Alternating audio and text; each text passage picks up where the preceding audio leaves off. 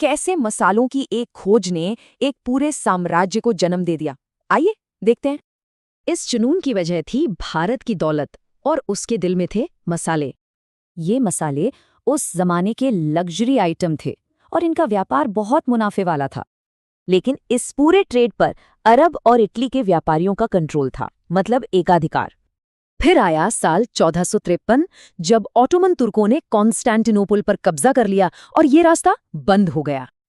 तो अब मुनाफे के लिए नई टेक्नोलॉजी की मदद से भारत के लिए एक नए रास्ते की होड़ शुरू हो गई।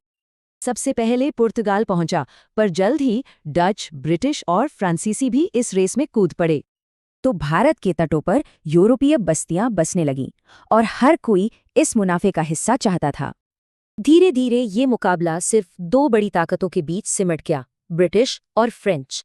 एक तरफ था रॉबर्ट क्लाइव और दूसरी तरफ जोसेफ डुप्ले। इनकी टक्कर ने भारत का भविष्य लिख दिया। इन दोनों के बीच भारत की जमीन पर लड़ी गई लड़ाइयों को कर्नाटक युद्ध कहा जाता है। फ्रांसीसियों को हराने के बाद अंग्रेजों का अगला निशाना बना बंगाल।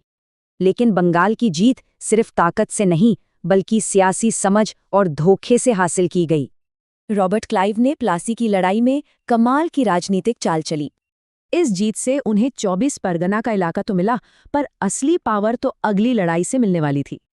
ये साल था बक्सर की लड़ाई का, जब अंग्रेजों ने 3 बड़ी भारतीय ताकतों को एक साथ हराया। इस जीत का नतीजा, मुगल बादशाह ने अंग्रेजों को दीवानी अधिकार दे दिए। मतलब अब एक प्राइवेट ट्रेडिंग कंपनी ही पूरे इलाके की ऑफिशियल टैक्स कलेक्टर बन गई थी। इसके बाद क्लाइव ने बंगाल में एक नया सिस्टम शुरू किया, जिसे डुअल गवर्नमेंट कहा गया। और बस यहीं से व्यापारी से शासक बनने का सफर पूरा हुआ। एक नए साम्राज्य की नींव रखी गई।